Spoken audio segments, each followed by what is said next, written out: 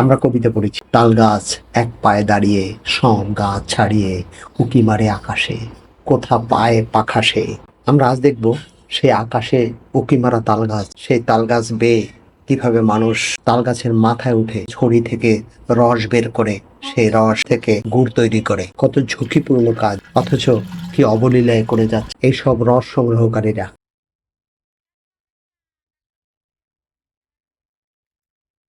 আমরা অনেকেই খেজুর এবং তালের গুড় চিনির প্রায় দ্বিগুণ মূল্য দিয়ে বাজার থেকে কিনে খাই, কিন্তু অনেকেই জানি না এই খেজুর এবং তালের গুড় কীভাবে তৈরি হয় বা কিভাবে গাছের থেকে রস সংগ্রহ করা হয় এবং সেই রস থেকে জাল দিয়ে গুড় তৈরি করা হয়। আজ আমরা দেখব কিভাবে তাল গাছের রস বের করা হয়। এই যে দেখতে পাচ্ছেন তাল গাছে একটা বাঁশ বাঁধা, বা এই যে লাঠির মতো করে 2 ফিট 3 ফিট করে করে গাছ বাঁধা আছে। আসলে এগুলো বেয়ে তাল গাছের উপরে ওঠা হয়। এখানে যারা তাল গাছে উঠে খুবই ঝুঁকিপূর্ণ, অত্যন্ত ঝুঁকিপূর্ণ। এবং জানেন তালের পাতা বা তালের ডেগা বা ডেগা যেটাকে বলা হয়, সেটা অত্যন্ত ধারালো। এবং সেখানে বসি এই তাল রস সংগ্রহকারীরা, অর্থাৎ এরাও এক ধরনের কৃষক, এই কৃষকরা তাল গাছ থেকে রস সংগ্রহ করে।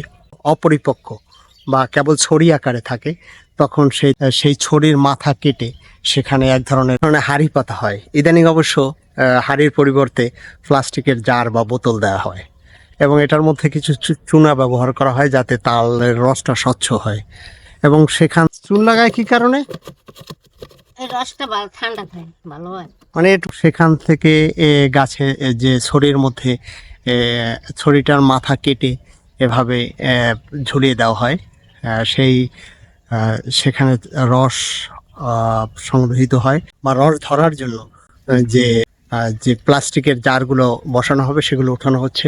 এগুলো ওখানে পাতা হবে, সকালবেলা রস সংগ্রহ হবে, সেই রস নামানো হবে, আবার সেই রস নামিয়ে জাল দেওয়া হবে। তারপর এক সময় জাল দিতে দিতে ঘন হতে হতে গুড় হবে। অত্যন্ত ঝুঁকিপূর্ণ একটা কাজ। যারা এটা করছে তারা অত্যন্ত ঝুঁকি নিয়ে তালের রস বা খেজুর রস সংগ্রহ করছে। দেখেন সেই চাষিদের অনেক কষ্টের শ্রমের গুড়টুকু আমরা খাচ্ছি। একটা কথা আছে, লাভের গুড় পিঁপড়ে খায়। যদিও আমরা পিঁপড়ে না মানুষ, তো তাদের প্রতি আমরা কৃতজ্ঞ। রস সংগ্রহকারী ভাইয়েরা, আপনাদের পেশা অত্যন্ত ঝুঁকিপূর্ণ। খুব সাবধানে চলুন, সাবধানে কাজ করুন, ভালো থাকুন, সুস্থ থাকুন, এই শুভকামনায় শেষ করছি। তালের রস নিয়ে আজকের কাহন। আল্লাহ হাফেজ।